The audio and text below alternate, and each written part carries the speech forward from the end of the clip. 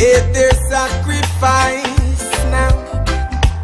Tell me what you think about equal rights for all, everywhere.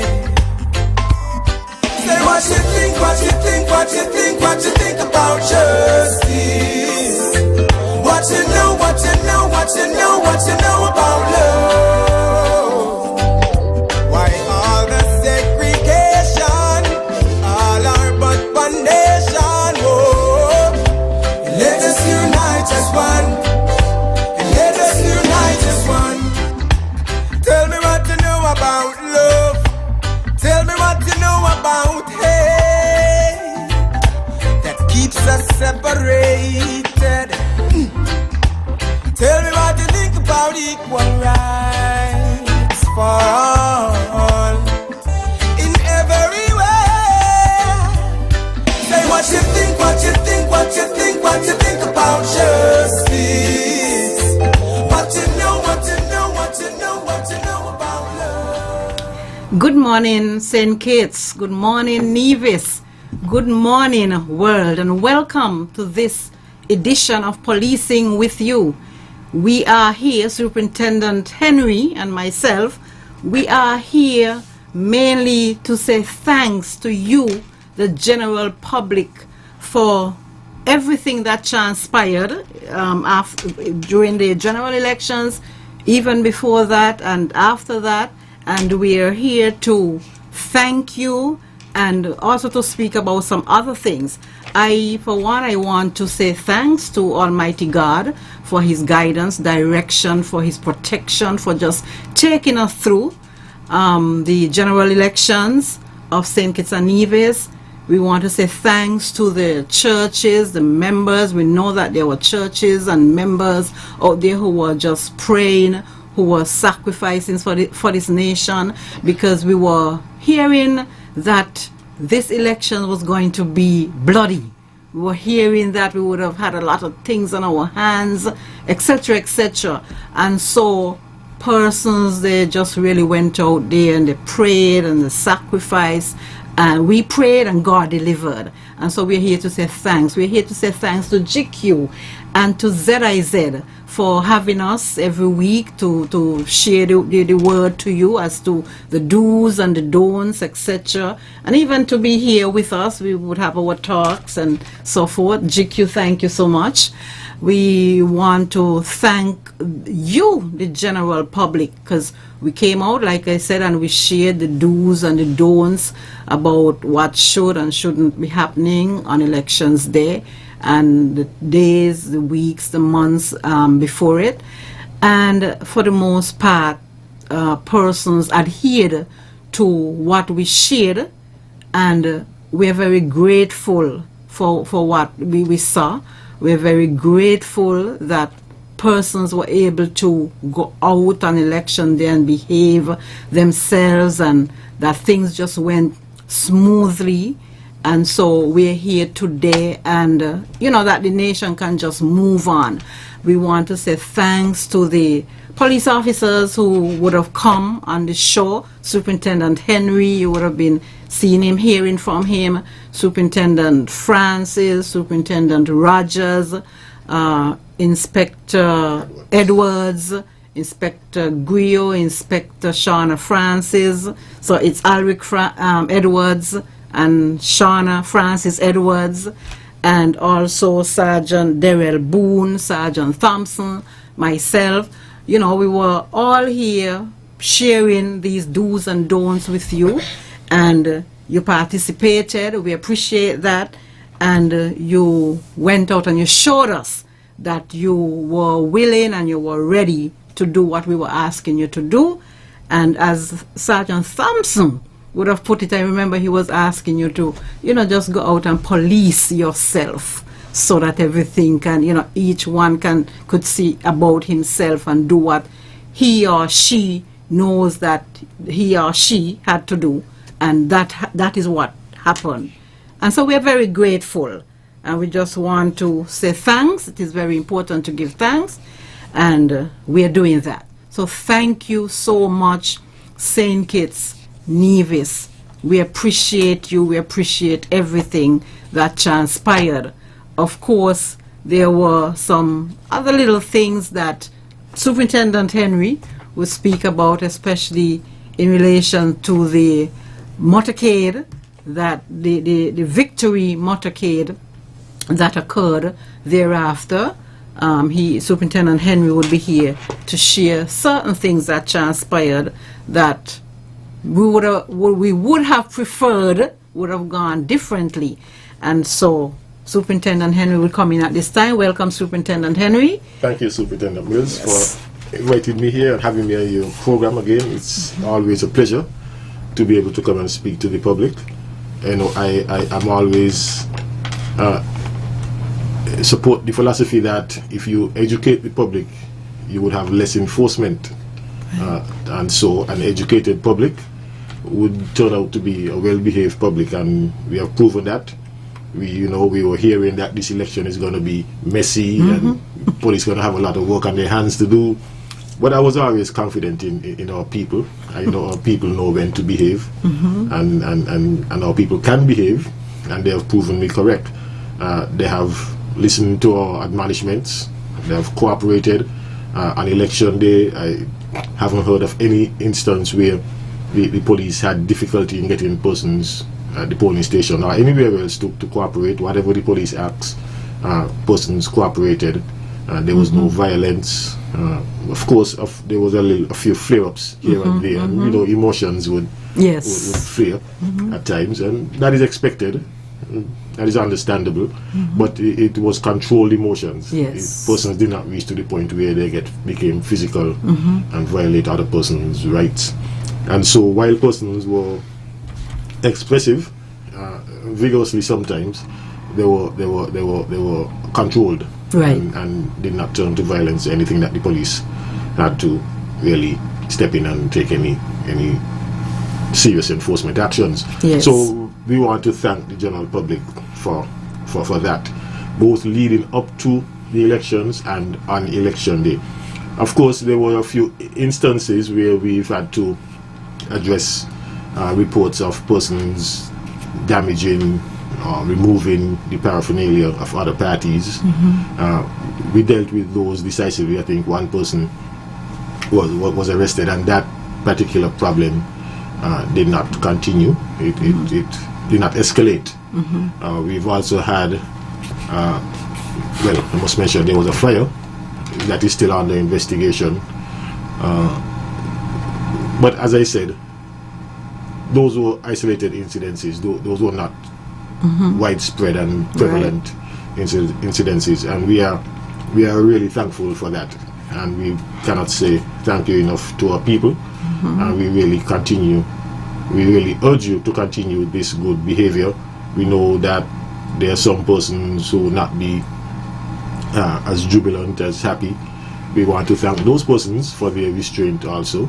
In sports, some would win and some would lose. Right. And how you take your beating sometimes is what makes you the person.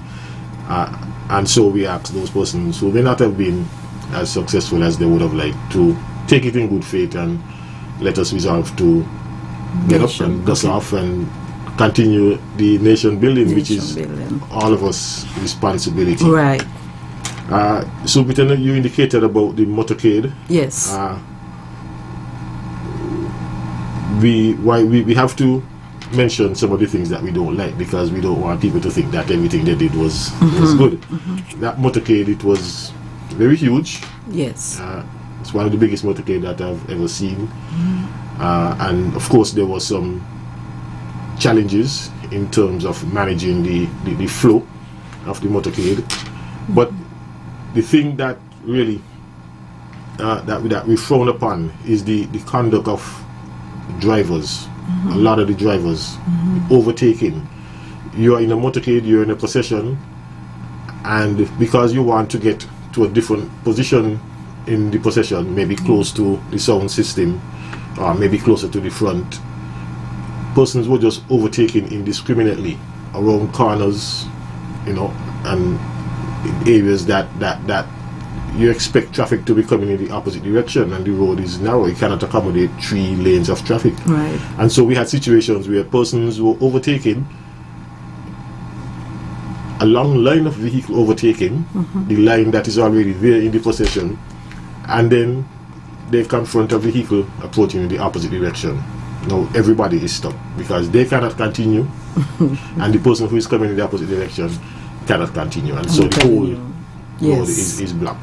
That is something that transpired, and we really would want persons in future to think of what you're going to do before you do it, and something that we really frowned upon. Yes. We were able to deal with some of it, but it was so widespread that we couldn't deal with all of it, and it caused some real delays for persons who were going to the airport. For example, on King Collins Highway, there was a line of traffic heading towards the airport roundabout, and another line of traffic overtaking that line, and so it blocked the whole highway. So persons who wanted to get to the airport couldn't pass.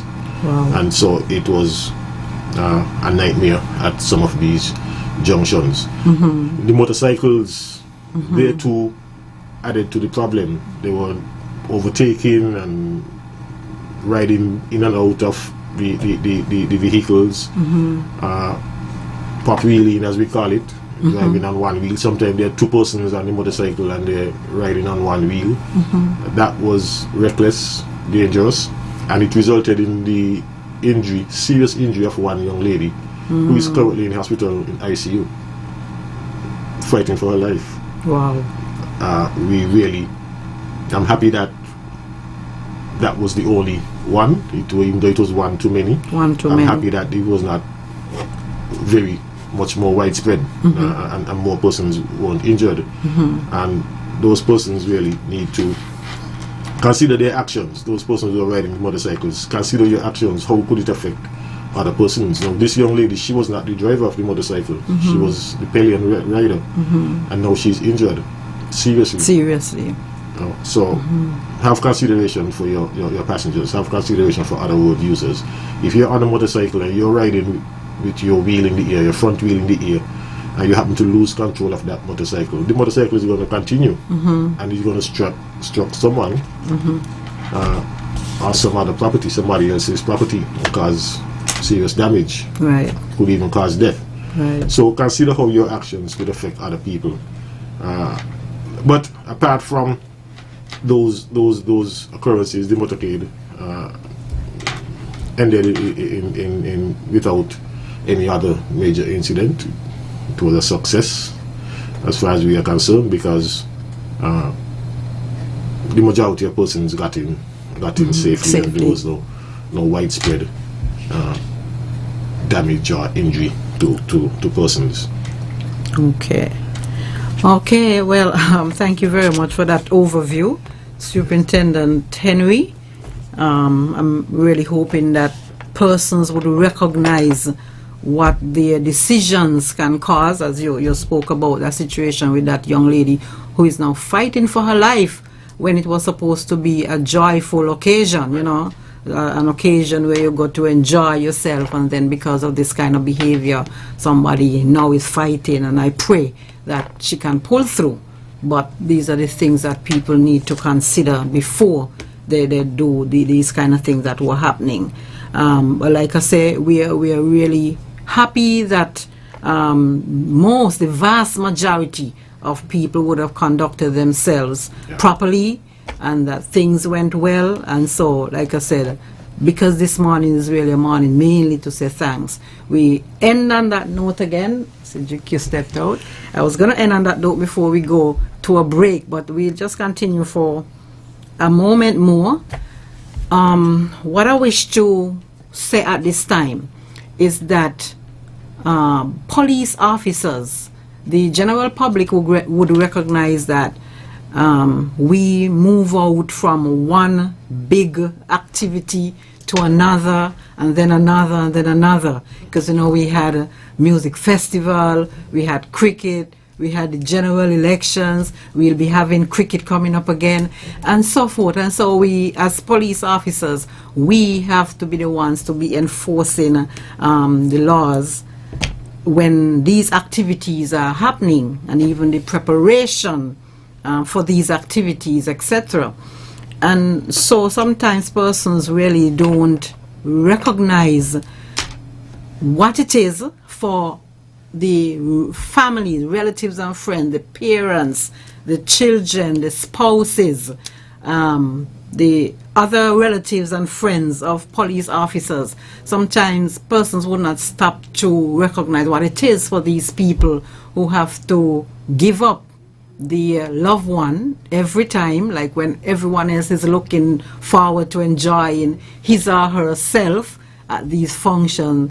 These persons really don't have the luxury of enjoying his or herself the way others would, because the loved one happened to be a police officer who have to be out there every time in all of these activities, and so they're left not with the same luxury as others to have their loved ones to enjoy. And so we pause even at this time to thank the parents, the spouses, the children, like I said, other relatives and friends of police officers who have to be enduring this kind of situation where you don't have the luxury of enjoying your loved one, the police officer who have to be out there every time there is something. And like I said, sometimes we don't remember these things, but it is important to pause at some point and give thanks even to you. So we say thanks for whatever you would have been enduring and for sticking and staying. Thank you. We do appreciate. And I think this would be a good time, GQ, to pause for a break, and after the break you can call in with any question, concern, comment that you may have, and the number to call is 465-2555, or the overseas number 718-577-2916. Thank you very much.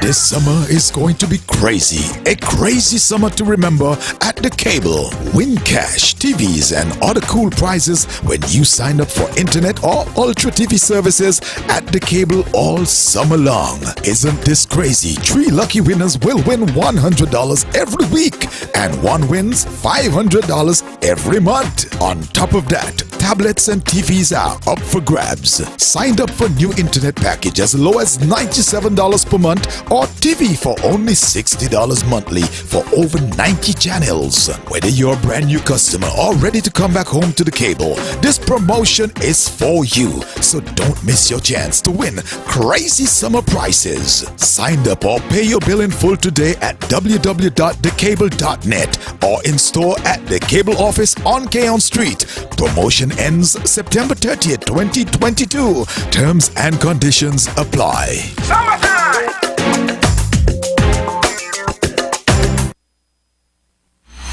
Are you ready for the bigger, better summer? $10,000 cash could be yours. Simply activate any Prime Plus bundle, pay your postpaid bill in full and on time, or sign up for our home and internet package. Plus, get a chance to win weekly prizes, win cash, shopping sprees, gas vouchers, smartphones, and more. Summer hotter with Digicel. Digicel, better together this summer.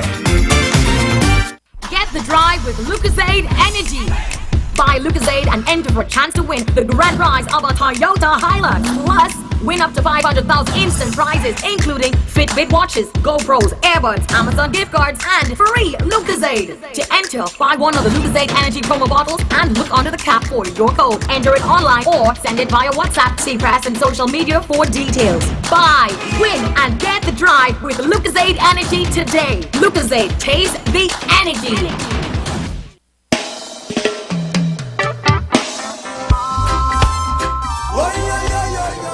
Welcome back. You're on Policing with You. Welcome, caller. Hello, good morning, Superintendent Mills. Morning, sir. Are you a lawyer? No, I am not. Not as yet. Okay. Well, my name is Ronaldo Griffin, but everybody home know me as Sonny Boy. Sonny Boy, yes. Yeah, I'm Dumpling and Jam Down Brother. I live in America most of my life. Yes, sir. I need to ask you some very important questions. I heard, I don't know how true this is, if the last day the election is from 6 to 6. I heard the poll was open after 6 to accommodate people from England, Canada, and the United States. Is that legal? Well, I think we had addressed that prior. What we said is that persons who were in the line up to 6 p.m. would be allowed to vote. And I think at one polling station at 6 p.m. there was 100 persons in the line at 6 p.m. And so those 100 persons were allowed to vote. So that particular polling station closed around 10 p.m. So yes, polling stations closed after 6 p.m., but persons were not allowed to join the line after 6 p.m. Right. But bear with me for a minute. Okay, in America, I was 19 years old when I left home to go to St. Thomas and came to the United States. In America, the time come when the poll is supposed to close, that etched in stone, that cannot change. Even if they go to court and try to get a court order to change it. So ever since I was a boy, I never voted in St. Kitts. I voted when Bradshaw was chief minister and when he became premier. The Labour Party always get away with things that other party never got away with. And I'm saying this to you and to my fellow citizens of St. Kitts, my brothers and sisters. I have a lot of family there, and I'm concerned. It always seemed that Labour can do things that no other party ever did. Labour never achieved what Timothy Harris and my cousin, Dr. Kennedy Simmons, accomplished. But they always seem to get away with things that no other party ever got away with. But I'm saying this, Dr. Harris put St. Kitts and Nevis on the world stage with the things that he accomplished for that island. Things that Douglas destroyed, St. Kitts owe money to the World Bank, Dr. Harris paid them and put us in a surplus. So I hope I'm wrong. Believe me now, I'm hoping to God that I'm wrong. I hope St. Kitts don't go back in the place it used to be when Labour, the last Douglas Labour government, what they did to our beautiful island. So I'm going to leave and hear what comments you and Superintendent Mills have to say to people like me in America who's concerned about my brothers and sisters back home. I am secure because I work in America for years and I get a stipend, I get a little pension and a good social security. But my fellow citizens in St. Kitts, they may not enjoy the things that I enjoy. And I miss my country because I live abroad most of my life. But I'm sympathetic to my brothers and sisters, not my blood brothers and sisters, my fellow Nubian and Kiddishan, that their life is not going to be the same. I hope I'm wrong. I hope I'm wrong. And that's my comment for today. All right, well, thank you, caller. But as I said, it has always been that way for every election that I've worked at. The polls close at 6 according to the law, but persons who are in the line at 6 p.m. are allowed to vote. And it has been like that for the last 30 years that I'm around. And that is only fair, because if you are there before the closing time, the time which would have been given 6 o'clock, if you are there before that time, it is only fair that you are allowed to vote. Yes, yes. So as Superintendent Henry said, this has been what it has been from time immemorial. Yes, it's not. So I don't think it is true to say that one party had an advantage over the other. I think that is what it has been. Right. But we thank you for your caller. And is there any more call at this time? Welcome, caller. Yes. Good morning, officers. Good Morning, sir. Yeah, okay. Let's go with the traffic here. You see the result of ignorance with the motorcycle and the young lady? Yes. Okay, well, I experienced something like that in St. Thomas, where we still live. One afternoon after 3 o'clock, St. Thomas has 4 lanes, 2 going east and 2 going west. A school teacher come down on on one lane, and he between both lanes on the motorcycle. And as soon as he get the green light, he pop wheel up in the air, and that was the end of he right there. He and the motorcycle fall along, so the 2 other cars were coming on. They had to pull wide to pass. He dead right there for ignorance on the motorcycle. Now I'm saying this. For years, we have been calling on the police to do something with these people. Pedal bike and motorcycle with 1 wheel up in the air. I know there are uni pedal bicycle. They ride on 1 wheel. But I haven't seen no uni motorcycle where you ride on 1 wheel. And they've been doing these things all over Bastille, 4th Street, all over, and where they see a lot of people, that's where they like to do it. And I think if the police them had clamped down on them long ago, give them ticket for doing foolishness, because when they come down and hit somebody's car, only God and them knows what will happen there. A lot of them would have respected the law, and they would not have been doing them foolishness, especially between a lot of vehicles. So I am calling on the police. I know you all can't be here, there and everywhere. You all a lamppost. A human being, you all have family to go home to. But police need to frequent the roads them more often than how they frequent the office. That's all I have to say for today. Thank you very much for listening. Thank you, Carla. Superintendent, you wish to respond to yes, we want to thank you for that observation, Carla. Yes, we do see them. It is not correct to say that we don't do anything, though. I think if you were to come to traffic court on a Thursday morning or Friday morning, you would see the number of persons and the volume of cases that the magistrate has to adjudicate on. So much so that we have cases that are scheduled for February next year. That is how long the list is. And from now to February. Right, from now, yeah. The cases that are set for trial for February next year. So right. we do keep the court busy with cases.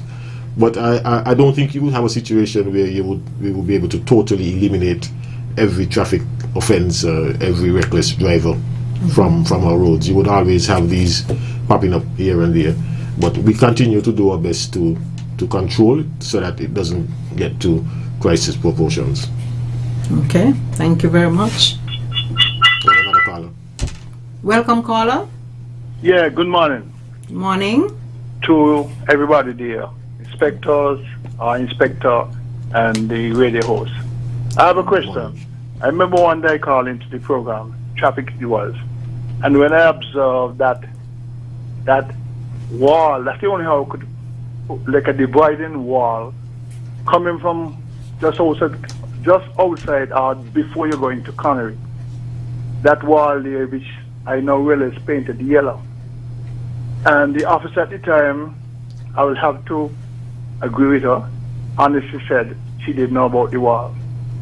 So I'm asking now, what is the purpose for that wall that coming just about the roundabout?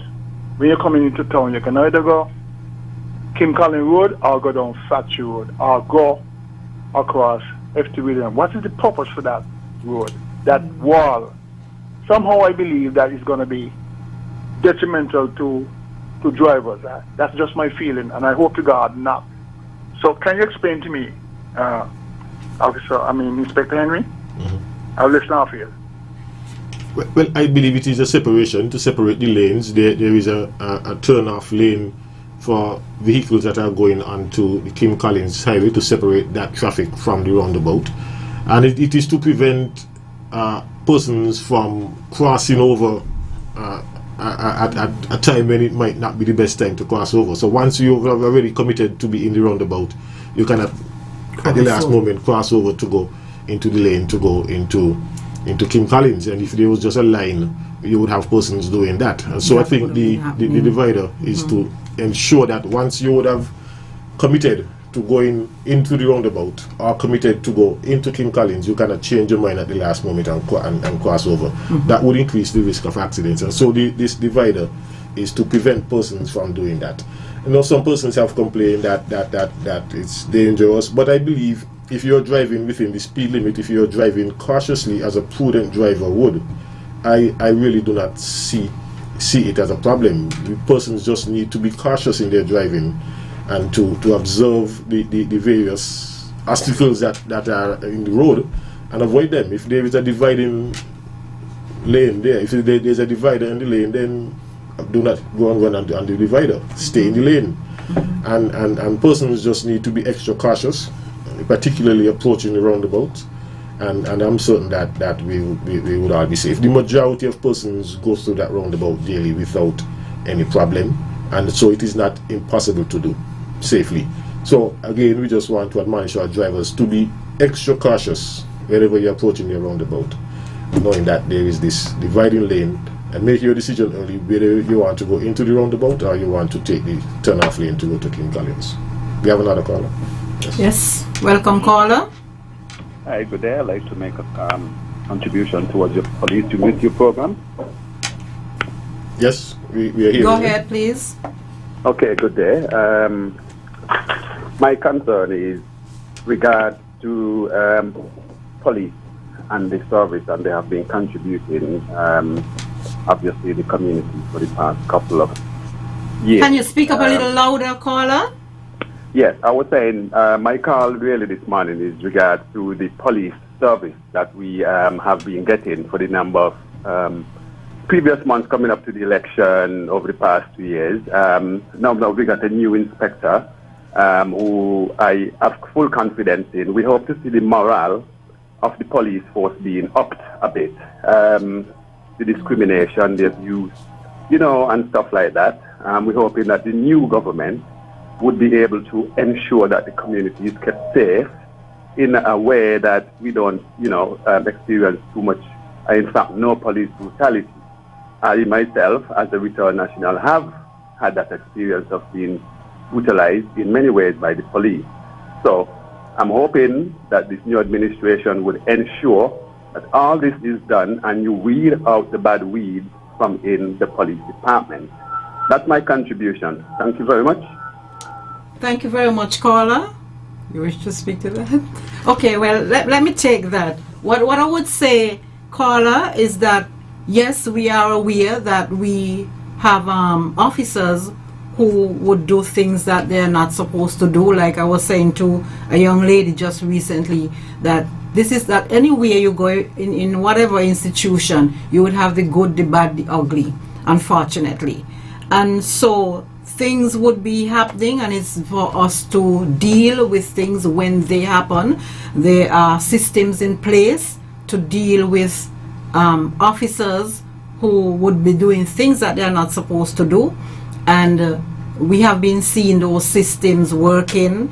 At times, of course, we would have other situations where sometimes it might be frustrated by persons not too willing to assist with the process and so forth. But so long as persons assist and we can have what it requires to go forward with something, then we do that. And even besides that, because I'm speaking mainly to like an internal court that we have, so even beside that, we have a system where persons are called in, we sit down with them, we would speak with them and so forth. I know the caller who would have called, and we would have spoken to, and I know some of the things that you're speaking about, and you know that we would have been taking steps to deal with some of these matters. So just as you say, let's continue to pray and hope that persons really pull themselves up as we go forward. Thank you. Caller at this time. Welcome, caller. Yes, I'm back. Yes, sir. Now, concerning the divider that my good friend, my friend, when he talk about the divider up there by airport roundabout, Yes. I think you are going to have to do something similar to that down there by Central Bank roundabout. Because I have experienced some foolishness just a week before. I was in a car going to Rams.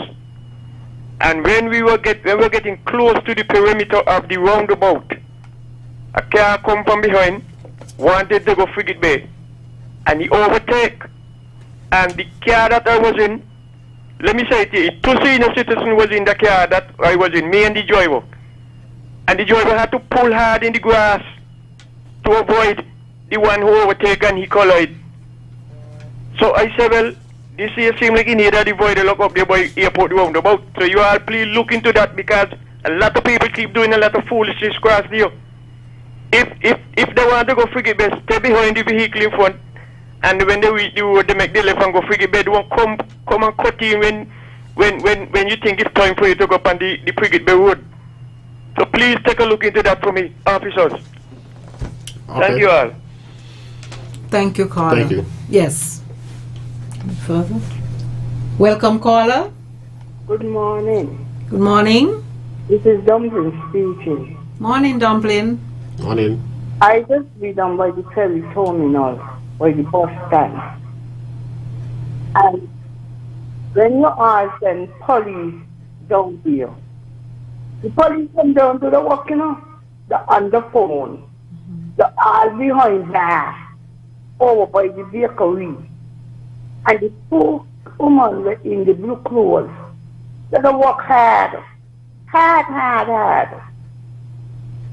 They don't work hard. With one of them named Janelle, but me and the other one named, but she married to a man named Moto. They don't work hard. And I think I'm supposed to give them the at least extra something, ask the government to give all to work hard. Because them little police will just pass out like they want to do no work.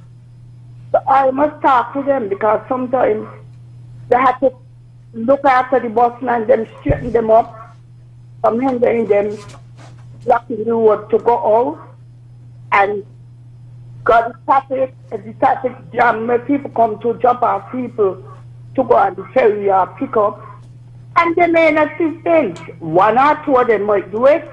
They will come down with the girls then, but especially the young police woman then, not them. So this is Dumpling again. Try to do something for next month or the ending of this month with them. Talk to them, Mr. William. Henry. Please talk to them. And don't study nobody. The 2 girls just walk hard down there. When you see the come on 10 o'clock, they're on the foot. They hear what I tell, they're all in the road. They're working traffic from down the 4th point up by the old treasury, because, you know, a Friday time down there jam up. You understand, work hard for you. Hard. Okay, this is Dumpling again. Thank you very much, Dumpling. Superintendent Henry. Yes, well, thank you for that observation, Dumpling. We always brief these officers when they're going out what is expected of them, what the purpose that they're there to serve, and we do make checks on them. And whenever we see this type of slacking, as you say, you see them behind the bars on their phone, we deal with it. So we are aware of it and we do deal with it, Dumpling. Thank you. We have another caller. Welcome, caller. Hi, good morning. Morning. Hi, good morning, Mr. Henry. How are you this morning? Good morning, ma'am. Not bad at all. Amen. Mr. Henry, I am not in agreement with that wall from the roundabout from the airport, and I'm going to explain myself why. Because as a motorist myself, travel on the road, right? Before, you know, these crazy drivers, especially bus drivers, they come across in such a speed, right? I just see it. And they're coming so hard, sometimes you got to pull off to save your life. When you pull off left, the piece of wall there is going to stop you. Which, if that was not there, you could have gone straight over on the grass. Right? I travel like everybody else. And what I see them do, they mark the road and they sign it. You understand? And this is why, you see, what we can do also is put up cameras. The policemen, them cannot be everywhere 24 hours per day. So you can use your third hand, your helper, the cameras.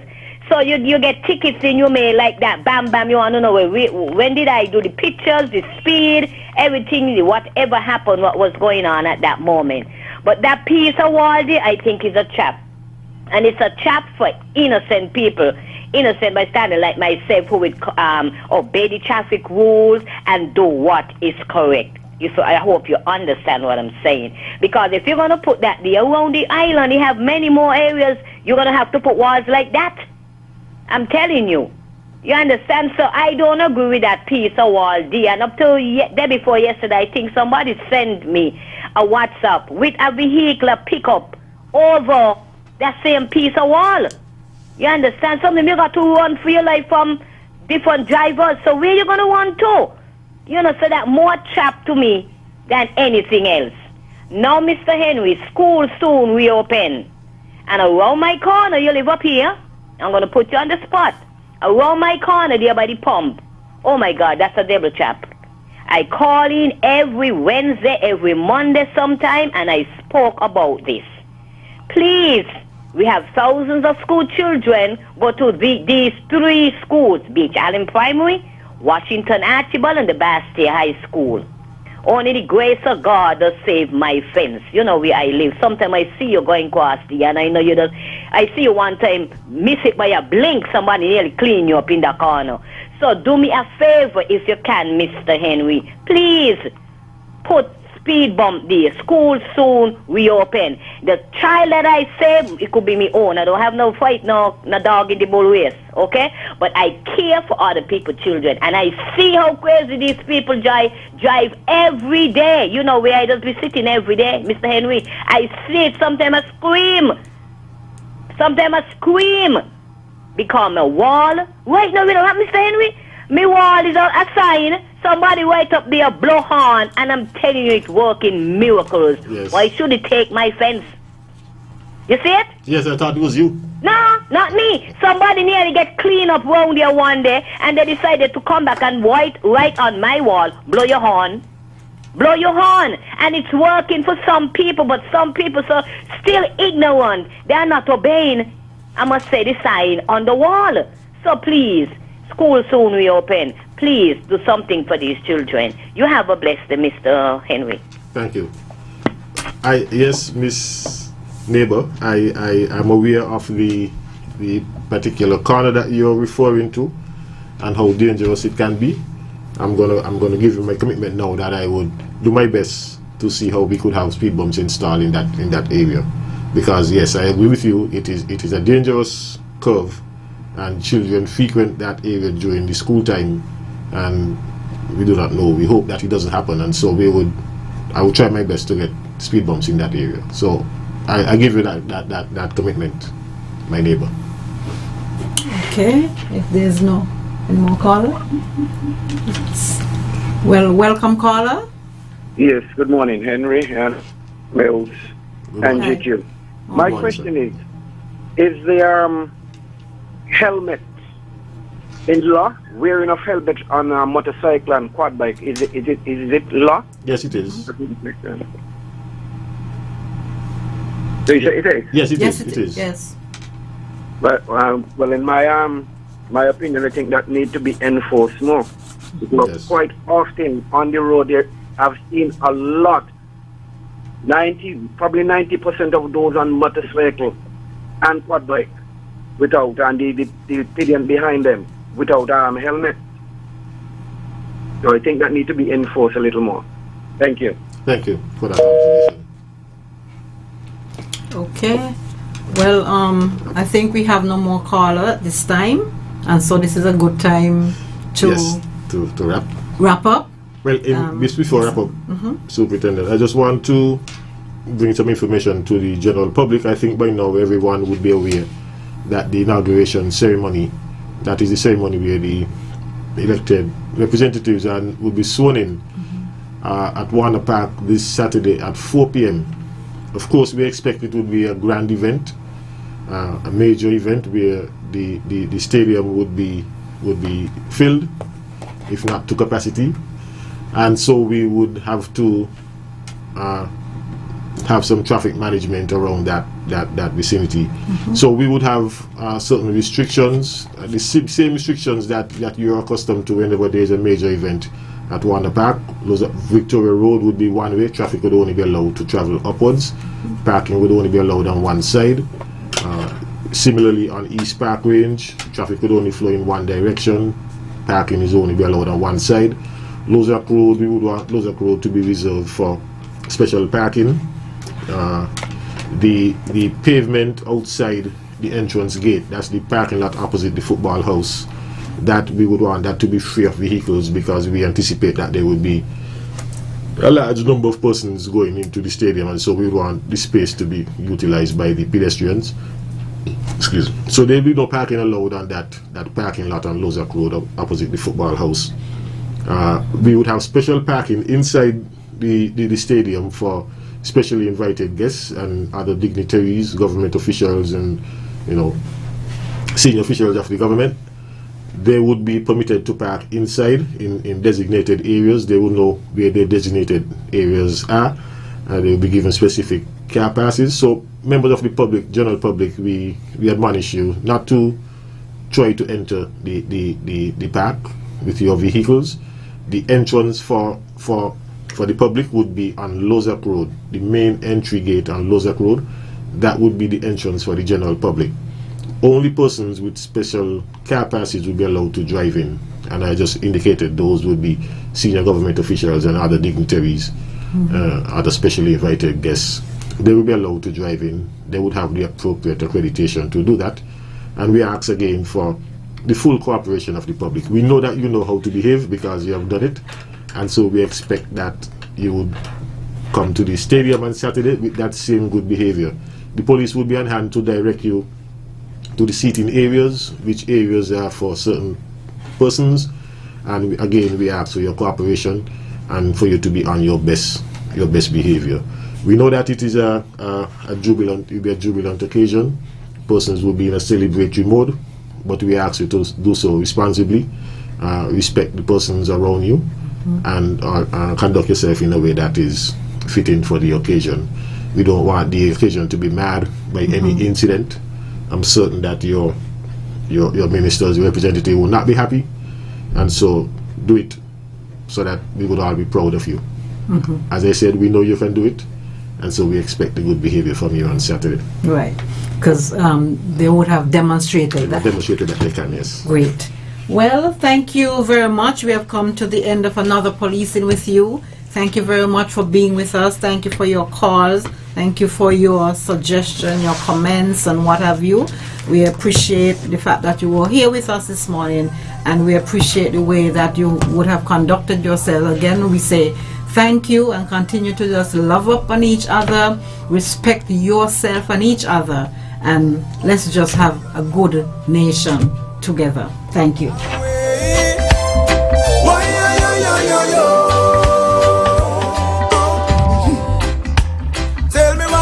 1 minute moving away from the hour. Be sure to tune in next week, same time, same place, for another edition of Policing with You.